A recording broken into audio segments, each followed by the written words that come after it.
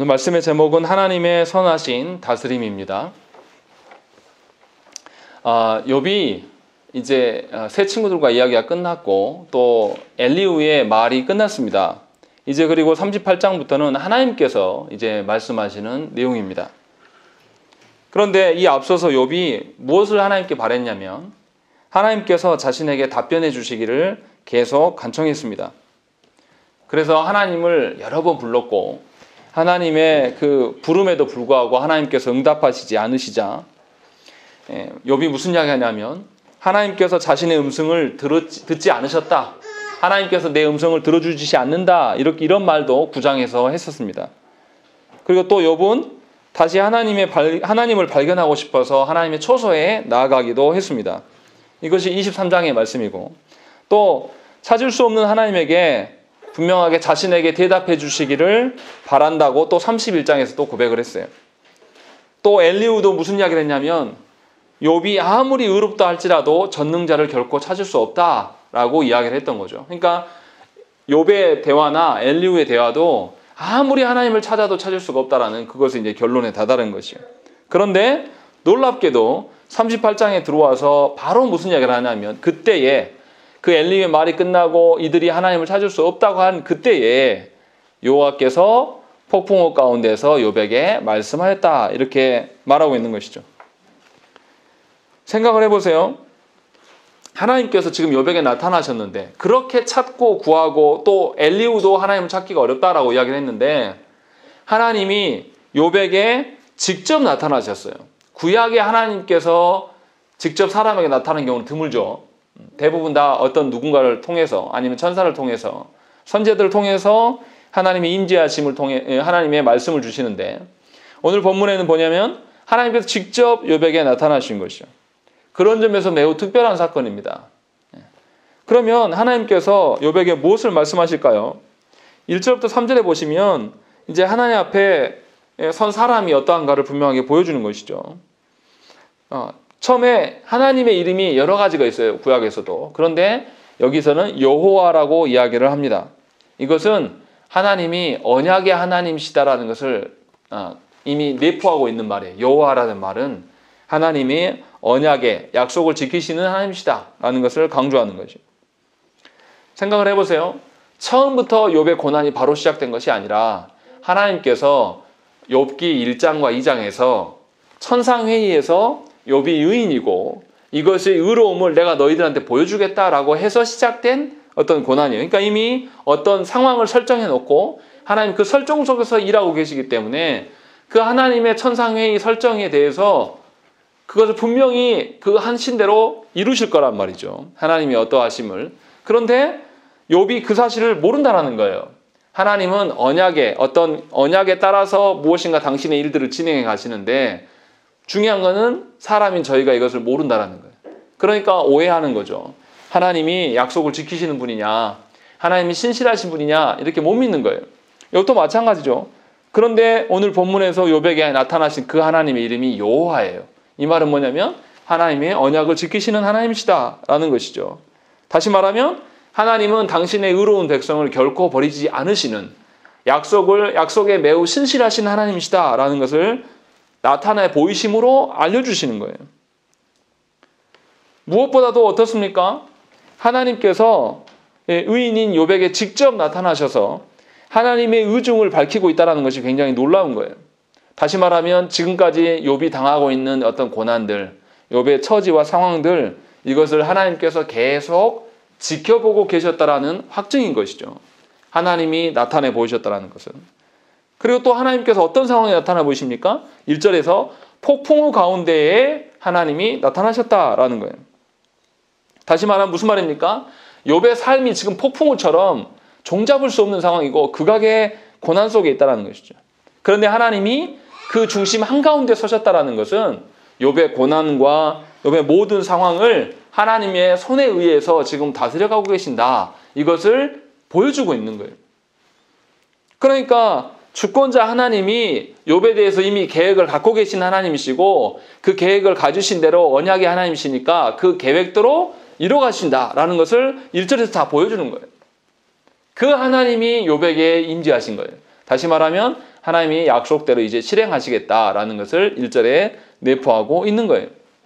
그런 점에서 우리가 여호와 하나님이라고 부를 때 또 하나님의 임재가 우리에게 어떤 의미가 있는가를 살피셔야 한다는 것이죠.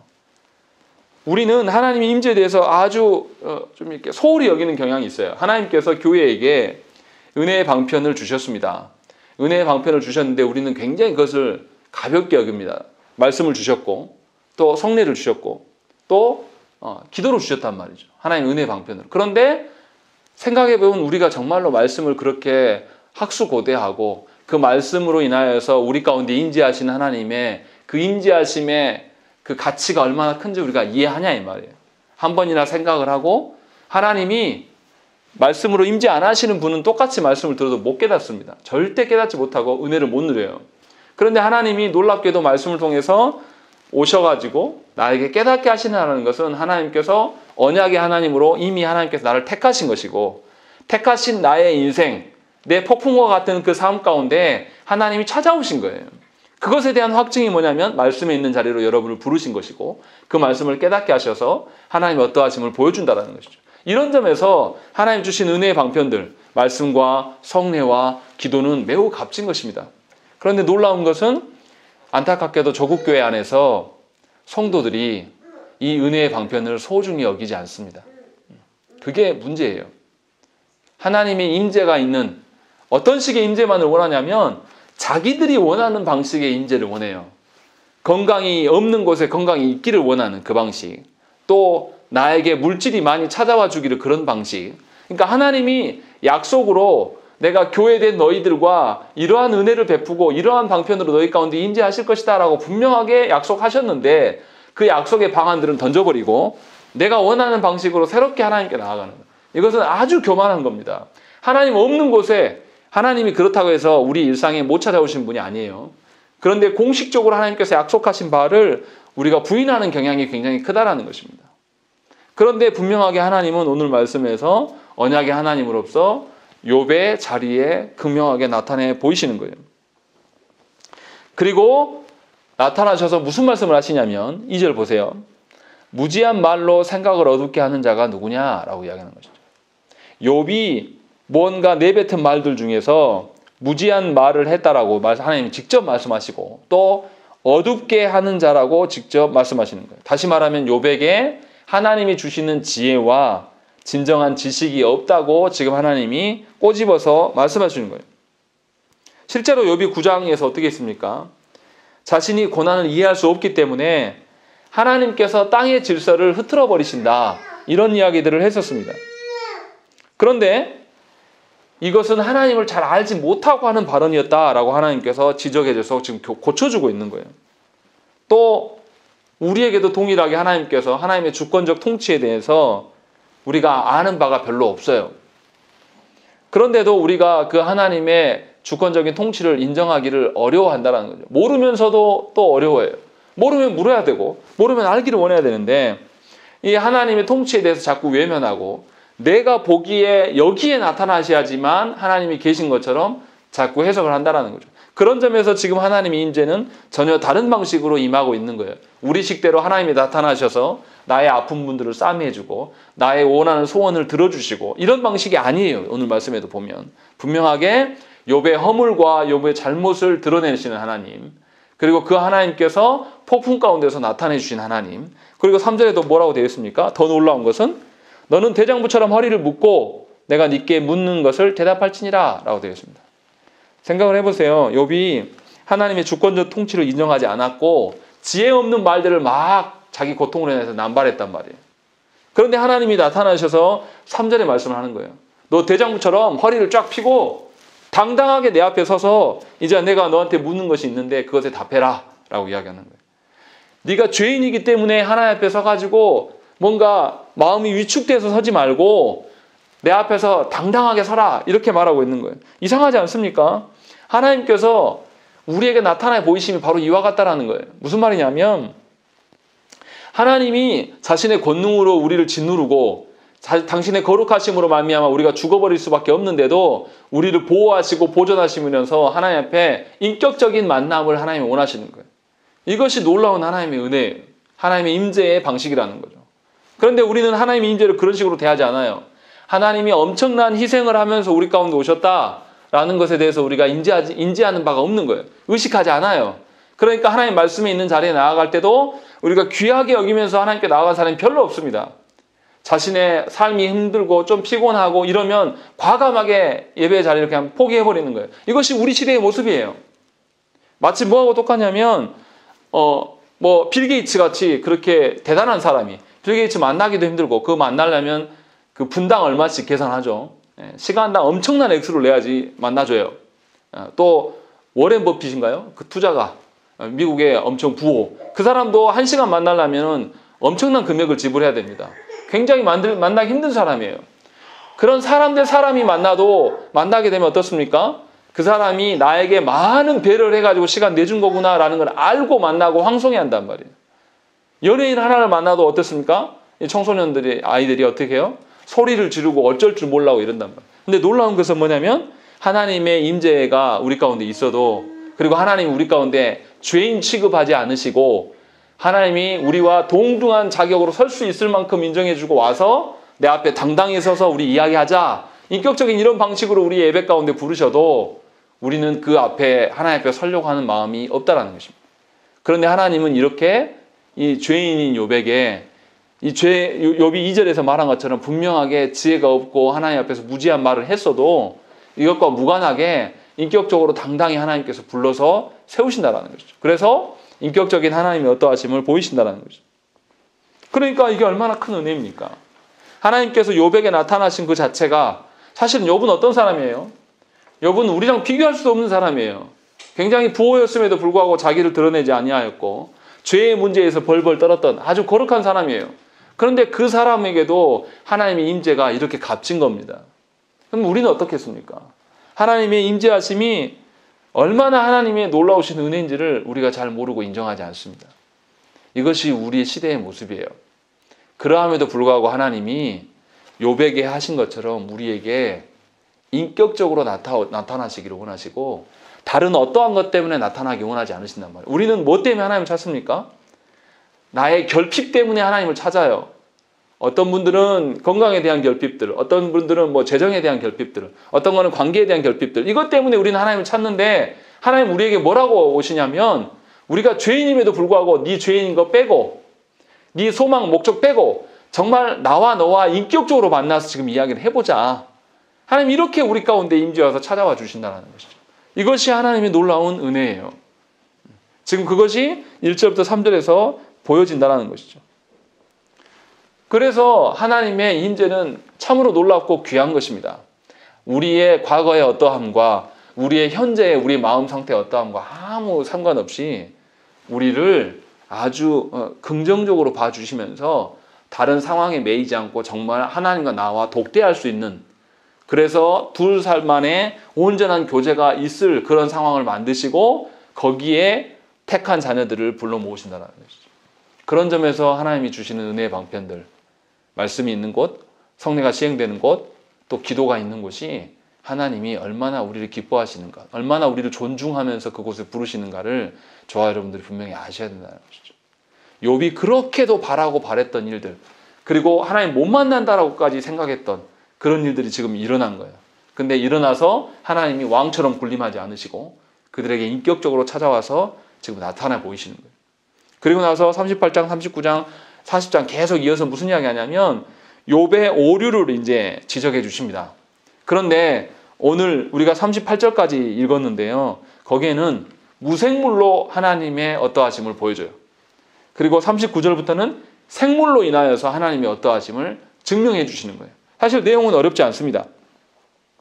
그래서 오늘 말씀에 보면 4절부터 38절까지는 무생물로 하나님이 이 지구를 어떻게 다스려 가시는가 그 이야기를 합니다. 그래서 처음에 4절부터 21절까지는 하나님께서 창조하신 이 창조 질서가 어떻게 돌아가고 네가 정말로 창조 질서를 아는 자냐 그것을 묻고 있습니다. 그래서 먼저 4절부터 7절 말씀 보시면 뭐라고 되어 있습니까? 내가 땅에 기초를 놓을 때에 네가 어디 있었느냐? 네가 깨달아 알았거든 말할지니라. 누가 그것의 도량법을 정하였는지, 누가 그 줄을 그것의 위에 띄었는지 네가 아느냐? 하나님 물어보는 거예요. 내가 창조할 때 창조의 과정을 네가 보기나 했냐? 그리고 하나님 자신을 창조를 목수처럼 설명하면서 어떤 질서로 어떤 원리로 저런 것들을 창조하셨는지 네가 아냐. 그 이야기를 하시는 거예요.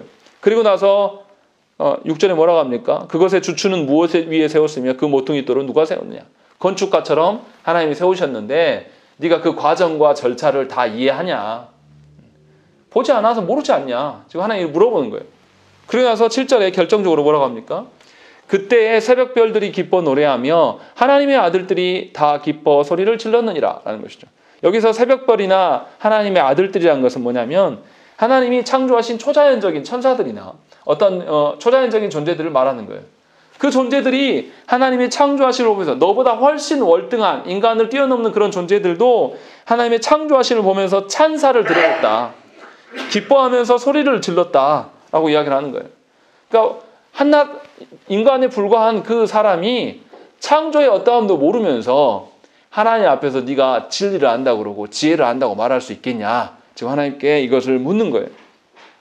그러니까 하나님의 그 역사하심, 하나님의 일하심 앞에서 함부로 하나님의 그 어떠하심을 네가 말할 수 있냐 이렇게 물어보는 거예요. 왜 이 이야기를 하냐면 욥이 어땠습니까? 자기가 고통을 당하니까 욥이 3장에서 무슨 이야기 했냐면 차라리 자기가 낳은 날이 없었으면 좋겠다.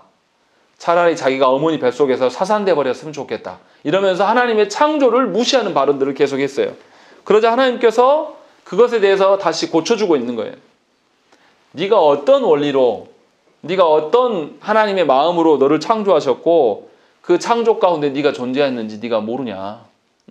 아냐. 모르면서 지금 네가 그런 창조에 대해서 원망하는 것이 합당하냐라고 묻고 있는 것이죠.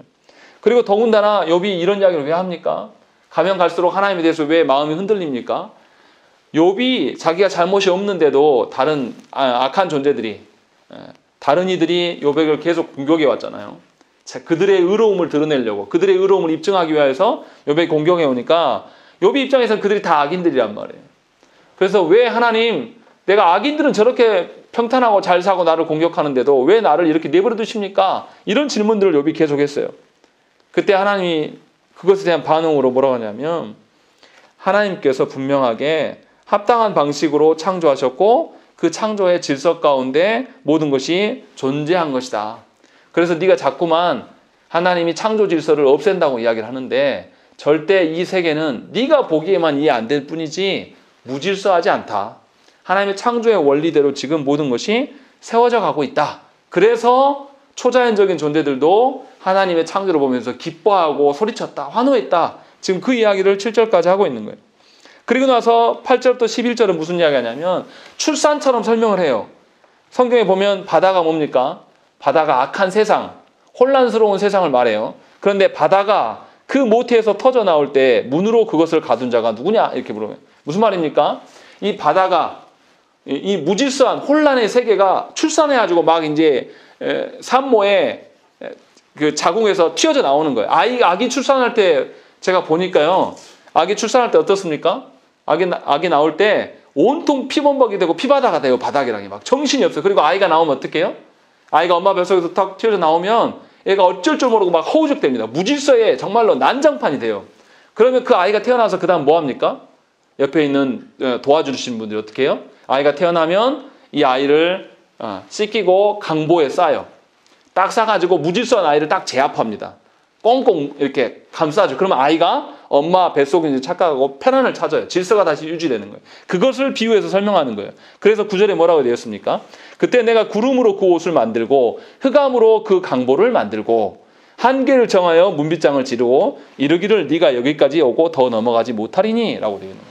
무슨 말이냐면 네가 환란 중에서 악인들이 설쳐되고 하나님의 질서가 깨지는 것 같은 이 환경을 왜 하나님 보고만 계십니까? 라고 계속 물었는데 이것에 대한 응답을 하시는 거예요.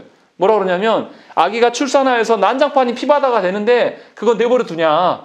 그렇지 않고 아기를 강보에 싸가지고 이 무질서를 꼭 잡아주는 것처럼 하나님께서 그런 방식으로 모든 물, 모든 바다를 한계를 설정해 놓고 거기에 딱 가둬놨으니까 이 세계가 질서가 유지되는 거 아니냐라고 이야기하는 거예요. 다시 말하면 욥이 말하는 대로 욥의 그 악인들이 마음대로 난동 피우는 것이 아니라 하나님이 강보에 싸서 딱 잡아놓기 때문에 이 세계가 지금 유지되고 있다. 지금 이 이야기를 말씀하는 것입니다. 질문의 형태로 계속 말씀하시는 거예요. 그리고 나서 12절부터 15절까지 무슨 이야기 합니까? 창조의 질서는 반드시 어떻습니까? 밤이 지나고 나면 뭐가 와요? 아침이 오게 되어 있어요. 근데 그 아침에 오라고 누가 명령하지 않습니다. 하나님이 운행해 가시기 때문에 누가 아침이 되니까 딱 불을 켜주고 이런 게 아니에요. 하나님이 그렇게 명령하고 다스리시니까 그게 된단 말이에요.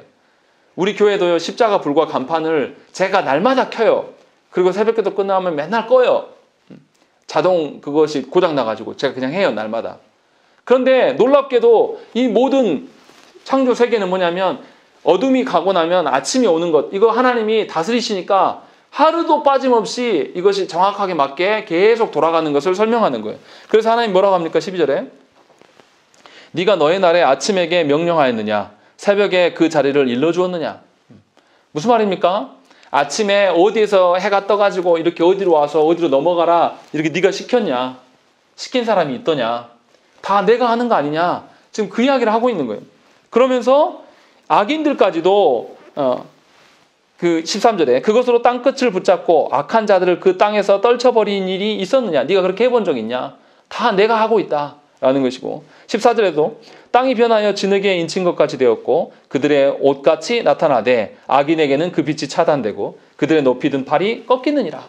네가 보지 못하고 네가 알지 못하기 때문이지 사실은 하나님께서는 이 악인들을 마음대로 설쳐두게 못하게 하고 잠깐 악인이 득세하는 것처럼 보이지만 하나님께 그 다스림으로 말미암아 악인들은 영원할 수 없다. 분명히 그들의 강한 팔들을 다 하나님이 꺾어버리신다라고 이야기를 하는 거예요. 그런 식으로 하나님이 창조 질서를 유지해 가시면서 다스려 가신다라는 것이죠.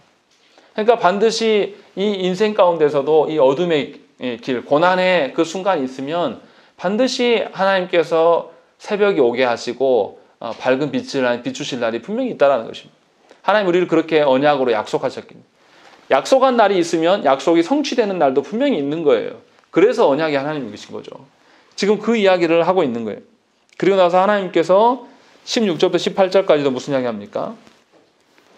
하나님이 죽음의 자리를 다 아신다라고 말씀하시는 거예요. 뭐라고 합니까? 16절에 네가 바다의 샘에 들어갔느냐? 깊은 물 밑으로 걸어 다녀 보았느냐라는 것이죠. 이 바다라는 것은 혼동, 세상을 말하는 거죠. 혼란스러운 이 고난을 말하는 거예요. 이 고난의 깊은 자리에 네가 내려가 봤냐라는 것이고 또 물 밑으로 걸어 다녀 봤냐? 깊은 심해의 가장 밑바닥에 우리가 못 가죠. 너무 깊어서 그 물의 압력 때문에 죽죠. 근데 하나님은 그것까지도 다 하신다는 것이고 17절에 사망의 문이 네게 나타났느냐? 사망의 그늘진 문을 네가 보았느냐? 무슨 말입니까? 사망의 문이라는 것은 수월이에요. 수월, 지옥이 지옥. 근데 하나님은 그 지옥까지도 드나드시는 분이에요. 네가 지옥의 문을 본 적이 있냐? 네가 그렇게 고통스럽다고 이야기하는데 네가 정말로 지옥의 문까지 갔다 와봤냐? 그 지옥의 문 콕 찍어보고 온 거냐? 라고 물어보는 거예요. 그리고 18절에도 땅의 너비를 네가 측량할 수 있느냐? 네가 그 모든 것들을 다 알거든 말해봐라 라고 이야기하시는 거죠. 그러니까 사실은 욥이 아는 게 별로 없어요. 하나님의 기준으로 계속 이야기를 하니까. 지옥의 그 어떠함도 악인들의 그 존재하는 방식들도 다 하나님이 감추셔서 우리가 다 못 보고 사는 거죠. 실제로 우리가 고통스럽고 괴로워도 극한의 악인들을 여러분 만나보신 적 있습니까? 네? 여러분 신창원 보셨어요? 네, 저는 교도소에서 봤습니다. 설교하러 한번 갔다가. 우리가 아는 그런 신창원의 눈빛이 아니에요. 달라졌어요. 진짜인지 아닌지 모르겠지만 나와서 찬양대회 때 와서 찬양도 했어요. 정말 인상 깊었습니다. 우리는 그런 악인들 다 못 봐요. 왜요? 하나님께서 그 악인들을 계속 다루시고 그것을 지켜나가기 때문에. 그리고 사람들의 악함이라는 것도 사망을 뛰어넘지 못합니다. 그 이상이 없어요. 그런데 하나님은 그 사망의 자리까지도 전부 아신다. 사람 중에 아는 사람이 누가 있냐. 그런데도 불구하고 사람들이 어떻게 해요? 하나님이 없다. 하나님 계시면 어떻게 이럴 수 있냐. 하나님이 있는 자들이 왜 저 모양이냐. 이런 이야기를 우리가 흔히들 하잖아요. 근데 하나님께서 하나님의 어떠하심을 두고 말하지 너희들끼리 사람끼리 뭐가 악하고 뭐가 잘되고 뭐가 복받았고 이런 게 무슨 의미가 있냐 지금 우리에게 이렇게 물어보는 거예요. 계속해서. 그런데 놀라운 것은 뭐냐면 하나님이 만드신 이 온 우주 창조 질서 가운데 우리를 두셨어요. 하나님을 안 봐도 뭘 보면 알 수 있는 거죠? 창조가 질서가 이렇게 시간이 되면 해가 뜨고 또 해가 지고 이런 것들을 보면 하나님의 계심을 분명히 알 수 있는데 이것을 누리고 살아가는 우리들이 뭐라 그러냐면 하나님이 안 계신다 그래요. 하나님의 질서가 없다라고 이야기를 하는 거예요.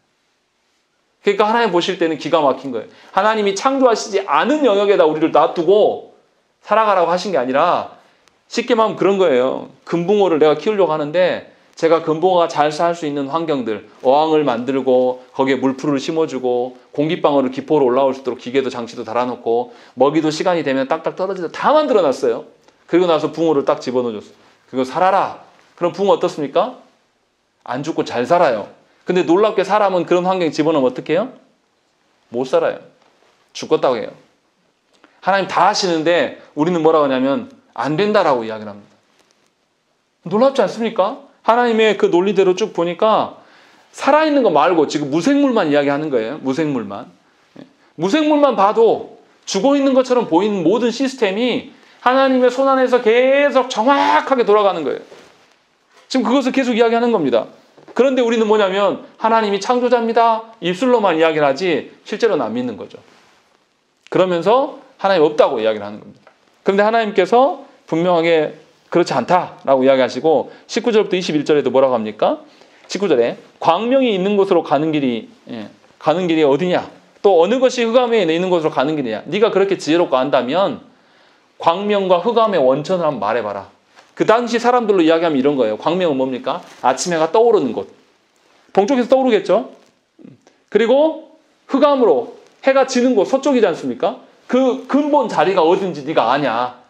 알면 좀 나에게 알려다봐라. 말해줘봐라. 이 이야기를 하고 있는 거예요. 어떻게 알겠습니까? 지구가 자전하면서 또 태양 주위를 공전하면서 돌고 있는데 그 당시 사람들이 그걸 이해를 하겠습니까? 그리고 이런 시스템을 하나님이 만드셔서 돌리고 있는 걸 그 사람들이 알겠습니까? 알 수가 없죠. 그런데 하나님 물어보는 거예요. 계속. 다시 말하면 뭡니까? 이 흑암까지도 이 빛까지도 하나님이 계속 다 들어가신다. 지금 그 이야기를 하고 있는 거예요. 아무것도 너희가 모르지 않느냐. 그러면서도 계속 너희가 안다고 말하는 것이 합당하냐라는 거죠. 그러니까 아주 교만한 거죠. 하나님 앞에서 내가 이것도 알고 저것도 알고 내가 교회 안에서 수십 년 살아보니까 신앙생활은 이래. 하나님은 이러신 것 같아. 열심히 기도하면 아무거나 구해도 하나님 다 들어주셔. 이런 말 할 수 있냐고요. 없는 거죠. 하면 안 되죠. 또 어떤 사람의 그 인생에 대해서 제가 조금 성경 안다고 해서 무조건 다 한다는 식으로 내가 결정해주고 내가 한 대로 살아 이렇게 말하는 게 말이 맞습니까? 그것은 신앙이 아니에요. 그것은 하나님의 그 주권을 사람이 갈취하는 것이고 그것을 속고 속이는 그런 방식으로 우리가 서게 되는 것이에요. 지금 하나님께서 그렇게 의로운 욥까지도 지금 이렇게 말씀하고 있는 거예요. 그럼 우리는 어떻게 해야 되겠습니까? 우리는 욥과 같지도 않잖아요. 욥의 고난을 우리가 감당을 못하잖아요. 우리는 우리의 잘못으로 일어나는 고난들을 당하지 않습니까? 그런데 욥은 하나님께서 주신 고난을 당하면서도 온전하지 못했단 말이에요. 그런데 그런 온전하지 못한 욥에게 나타나서 하나님이 지금 이 질문들을 계속 하시는 거예요. 그럼 욥의 답이 뭐겠습니까? 계속 하나님 질문하시는데 욥이 답이 뭐예요? 아닙니다, 하나님. 몰라요. 다 몰라요. 그런데 몰라요에서 끝나면 안 돼요. 지금 하나님이 유도하시는 건 뭡니까? 누가 하신다? 하나님이 하신다라는 것을 욥에게 고백하게 만드는 거예요. 막 질책하고 나무라고 혼내는 게 아니라 질문만 계속 던지시는 거예요. 이것은 어떠냐? 저것은 어떠냐? 또 이것은 어떠냐? 저것은 어떠냐? 하면서 계속 이야기. 그럼 욥의 입에서 계속 몰라요만 나올까요? 반복되는 질문 속에서 하나님께서 다 하시고 계시구나. 이 고백들이 나와요. 그러니까 하나님께서 얼마나 인격적으로 대하십니까? 우리 같으면 나에게 잘못한 사람이 있으면 우리는 어떻게 해요? 분을 못 참고 화부터 내요. 우리 다 그러지 않습니까? 아무리 내 새끼라도 말해서 말 안 들면 어떻게 해요? 소리를 지르고 화를 못 참아요. 그런데 하나님은 이렇게 어리석은 말을 하는 자에게 오셔서 혼내지 않습니다. 아주 인격적으로 그가 깨달아서 스스로 정말 그럴 수밖에 없군요 라고 인정할 때까지 하나님 계속해서 질문하시는 거예요. 그럼 이 듣는 욥이 어떻게 하겠어요? 자기가 아는 바가 하나도 없는 거예요. 하나, 둘, 셋, 넷 지금 세어가면 세어갈수록 자기가 한 게 하나도 없어요. 하나님 일하시면 여전히 막 계속 드러나는 것이고 하나님이 얼마나 인격적으로 우리에게 대하십니까? 우리가 죄를 지어도 우리가 하나님의 주권을 인정하지 않고 내 마음대로 살아가고 심지어 자녀들을 내 우상으로 삼고 하나님보다 더 사랑해도 하나님이 우리를 처벌하지 않으시고 오늘도 말씀의 자리로 와서 계속 물어보는 거예요. 너 정말 말씀대로 살고 있니? 말씀의 어떠함으로 네가 정말로 기뻐하고 말씀에 임재하시는 그 방식으로 하나님의 임재를 믿고 살아가냐? 이렇게 우리 물어보는 거예요. 하나님께서. 얼마나 인격적이십니까? 우리는 이것도 자녀한테 못해요. 이만큼 질문도 못합니다. 그 전에 이미 화가 나버리는 거죠. 그리고 분노를 뿜어내는 그것이 우리의 수준이에요. 그런데 하나님께서는 전혀 다른 방식으로 우리를 보여주시는 거예요. 그러면서 계속 질문만 하십니다. 뭐 하시는 거죠? 욥이 스스로 생각하도록. 그래서 욥이 스스로 전부 다 하나님이 하시는군요 라고 스스로 인정하고 자발적으로 정말 당신이 왕이셨습니다. 정말 당신이 주권자이십니다 라는 것을 알 때까지 하나님이 계속해서 질문하십니다.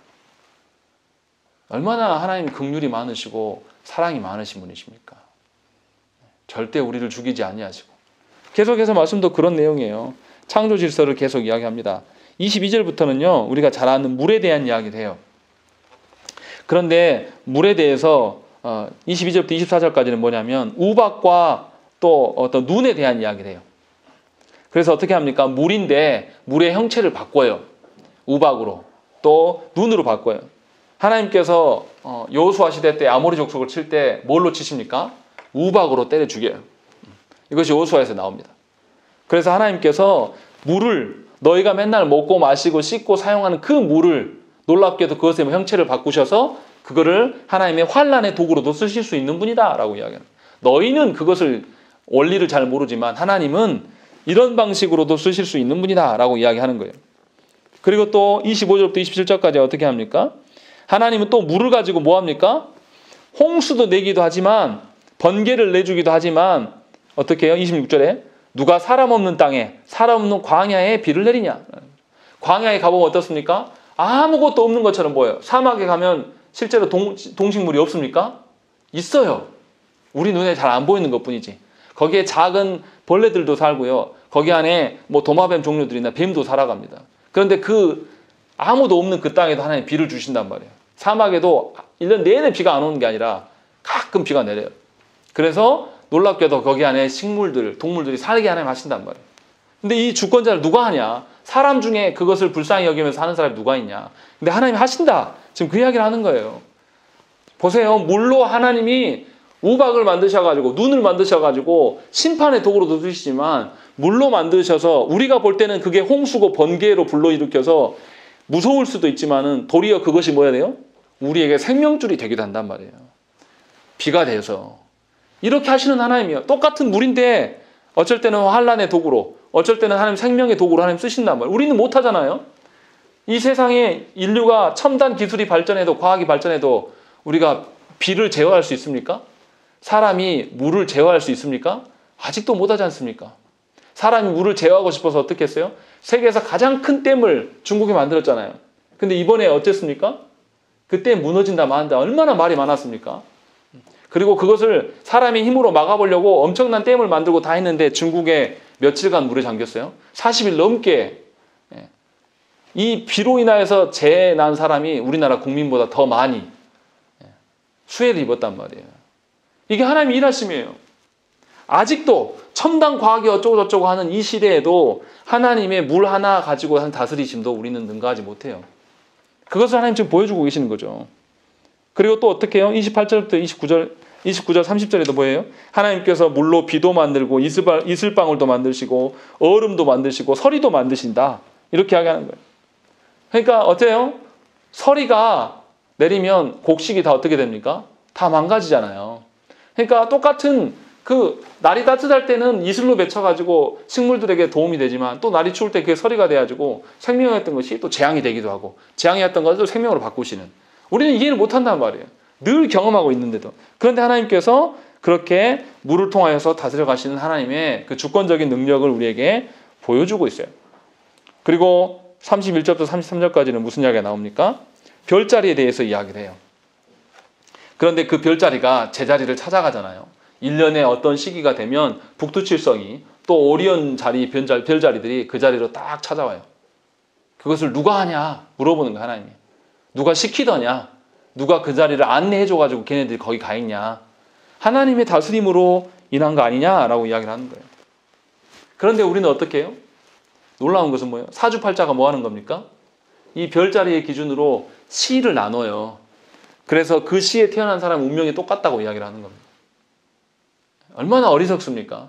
하나님이 때가 돼서 그 별자리에 그 시간에 그 자리에 오게 만드신 하나님이 있는데 그 하나님 보지 못하고 이 별자리를 해석하면 그 시간에 그때 태어나면 뭐 음과 양의 기운이 어쩌고 저쩌고 해가지고 그 인생의 운명이 똑같다라고 이야기하는 거예요.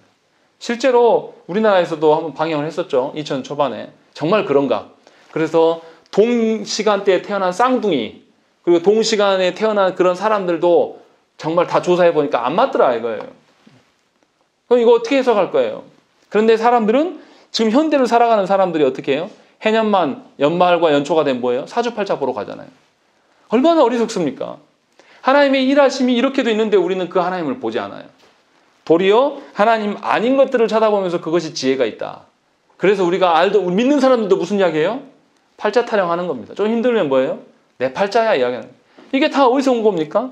우상에서 오는 거예요. 하나님의 일하심을 부인하고 하나님의 일하심을 보여주는데도 그 하나님을 보는 게 아니라 끝까지 자기 고집을 피우는 거죠. 그러면서 그 하나님의 어떠하심 가운데 서지 않아요. 지금 하나님이 그것을 혼내는 방식이 아니라 계속 질문만 하시는 거예요. 그래서 보여주는 겁니다. 그리고 34절부터 38절까지도 또 그 이야기를 하시는 거예요. 물에 대한 이야기. 그래서 뭐라고 합니까? 하나님께서 번개를 만드는 거예요. 비를 내리게 하는 권세, 또 번개를 치게 하는 권세, 구름을 통제하는 권세가 누구한테 있냐? 이걸 계속 물어보시는 거예요. 그리고 38절에 뭐라고 되어 있냐면 티끌이 덩어리를 이루며 흙덩이가 서로 붙게 하겠느냐? 이런 것이죠. 이게 뭡니까? 이 물의 심판으로 인하여서 또 아니면은 가뭄 들으면 흙이 어떻게 됩니까? 이렇게 똘똘 뭉쳐지면서 쩍쩍 갈라지잖아요. 이 가뭄은 하나님의 언약적 저주로 봅니다. 그러니까 하나님이 물이 있고 없고를 통해서 홍수도 내고 가뭄도 내시는 하나님의 저주도 다스려 가시는 그 권세까지도 다 하나님께 있는 거 아니냐라고 이렇게 묻고 있는 거예요. 그러니까 지금 계속해서 하나님이 무슨 이야기 하냐면 인간이 누리고 살아가는 이 자연 만물을 돌아보니 너희들이 주관하는 것이 과연 무엇이냐? 이것을 물어보는 거예요. 그리고 그 모든 주관자가 누구냐라고 우리에게 질문하고 있는 겁니다. 그런데 우리는 그것을 날마다 누리고 살아가는 거예요. 하루라도 물을 안 마시고 버틸 수 있는 사람이 누가 있습니까? 하루라도 물 마시고 소변을 하루 종일 소변을 한 번도 안 가고 건너뛰는 사람 누가 있어요, 우리 중에? 우리는 늘 그렇게 그 하나님의 다스림 가운데 있어요. 그런데 놀랍도록 하나님을 보지 않는다라는 거죠. 지금 그것을 우리에게 말씀하고 있는 거예요. 하나님께서 욥에게 왜 이렇게 물으십니까? 욥을 혼내기 위함이 아니에요. 욥을 깨닫게 하셔서 욥에게 모든 피조세계를 보면서 누구를 보라고 말씀하시는 것이죠? 하나님을 보게 하시려고 지금 이 말씀을 하시는 거예요. 다시 말하면 여러분들의 인생, 여러분들의 그 어떤 삶의 환경들 이런 것 속에서 하나님이 이 모든 것을 주관하고 다스려 가시는 분인데 하나님 이것을 다스려 가시면서 뭘 보게 하시려고 하는 거예요?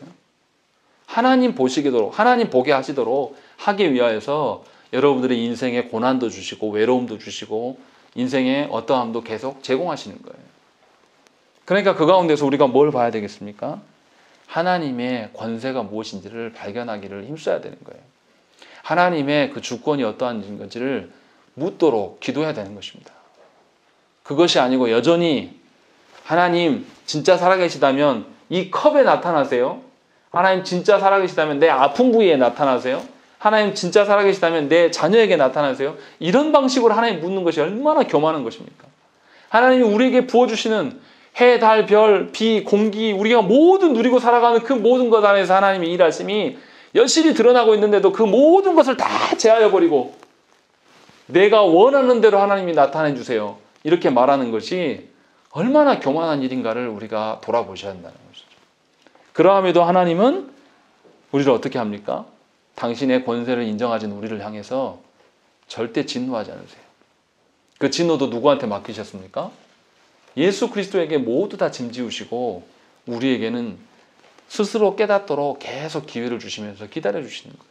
그래서 날마다 해가 뜨고 그 해를 바라보면서 우리가 누리며 살아가는. 그러나 그 해가 뜨고 그 해가 지고 우리에게 주어진 환경을 통해서 우리가 감사하지는 않습니다. 당연한 것이라고 여기는 거죠.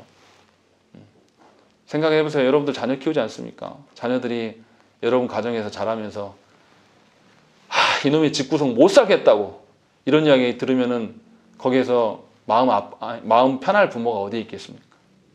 다 아프죠. 자녀한테 못 해준 것도 있지만 그래도 그 자녀를 낳아준 것만으로도 부모지 않습니까?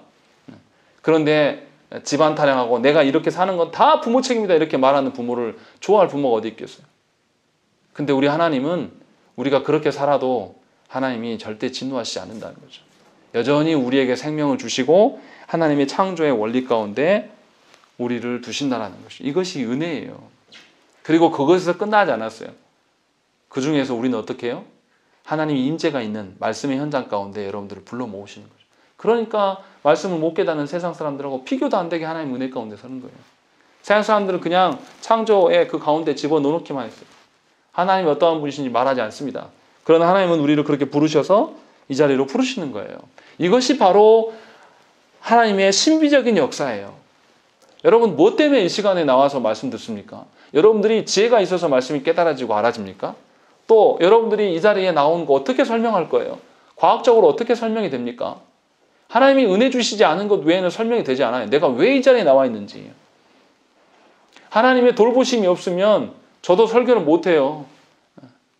새벽에 나와서 어쩔 때는 목이 아프지도 않고 아무렇지도 않았는데 찬양하는데 막 목이 막힐 때도 있고 그래요. 이유를 잘 모르겠어요. 하나님이 한 번만 저를 돌보는 것에서 손을 떼면 아무것도 할 수 없는 존재란 말이에요. 그런데 하나님께서 늘 하게끔 하시잖아요. 이것이 하나님의 임재와 역사예요. 다른 것을 찾을 게 아니라. 그러면 하나님이 이런 나의 일상까지도 지키시는데 하나님께서 모든 면에 심지어 우리가 생각하는 그 악한 사람들, 악인들이 우리를 믿는 자들을 괴롭히고 짓밟잖아요. 내가 말씀대로 살려고 하는데 내가 저의 경우를 이야기하면 제가 하나님의 나라를 위하여서 내가 말씀대로 목회하겠습니다 라고 한다고 해서 누가 환영하고 도와줍니까? 그렇지 않아요. 여러분들 말씀대로 살라고 결단하면 여러분들 가까운 배우자가 자녀들이 협조하면서 막 정말로 은혜입니다라고 하는 사람이 있습니까? 아무도 도와주지 않아요. 왜 그렇게 하실까요? 하나님만이 여러분을 도우시거든요. 하나님만으로 인하여서 여러분의 인생이 풀리거든요. 그런데 우리는 아직도 어떻게 해요? 내 힘으로 안 된다고 울어요. 아직도 내 성격을 못 이겨가지고 화가 나요. 왜요? 하나님 주권을 인정하지 않기 때문에 그래요. 하나님의 일하심에 대한 기대감이 전혀 없는 거예요. 그러니까 자녀들을 봐도 바뀌지 않으면 못 참는 거죠. 분이 먼저 올라오는 거죠. 하나님의 인내하심보다 내 분이 훨씬 짧아요. 오래가지도 않습니다. 실수하는 거예요.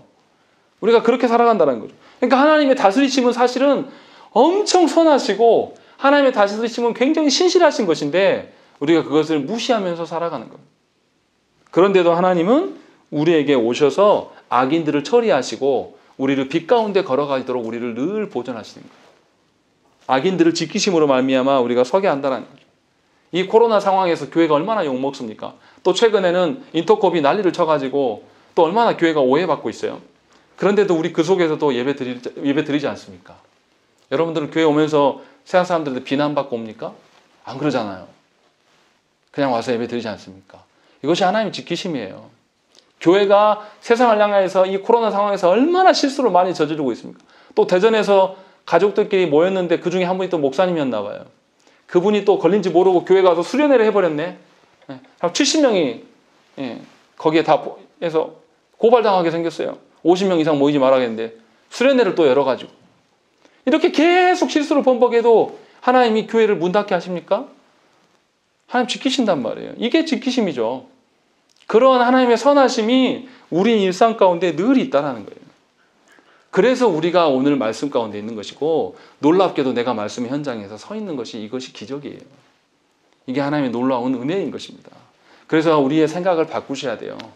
내가 원하는 곳에서 하나님의 어떠하심이 드러나기를 원하는 게 아니라 하나님이 약속하신 것 안에서 하나님의 임재를 하나님의 역사하심을 보기를 소망하셔야 한다는 것이죠. 그러할 때에 하나님이 드디어 우리의 창조주가 되시는 거예요. 드디어 우리의 주권자가 되어주셔서 우리의 일상 가운데 하나님 지키고 계시는구나 이런 것을 깨닫게 되는 거예요. 그러면 어떻게 하겠습니까?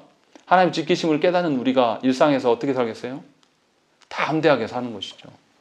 변화되지 않는 자녀들을 보면서, 변화되지 않는 영혼들을 바라보면서 내 마음이 분노가 먼저 있는 것이 아니라 하나님의 일하심을 더 기대하고 하나님의 때가 되기를, 하나님의 주권자이기 때문에 하나님의 주권적인 때가 있을 거 아닙니까? 그 때까지 기쁘게 기다릴 수 있는, 기대하는 마음으로 설 수가 있다는 것입니다. 그래서 하나님이 지금 욥에게 나타나서 말씀하시고 우리에게 말씀하시는 것입니다. 그 하나님을 여러분들이 경험하시기를 원해요. 그 하나님의 선하심을 여러분들이 인정하시고 스스로 하나님의 주권을 다시금 찾고 높여드리기를 소망하는 그런 삶이 되시기를 간절히 축원합니다. 함께 기도하겠습니다.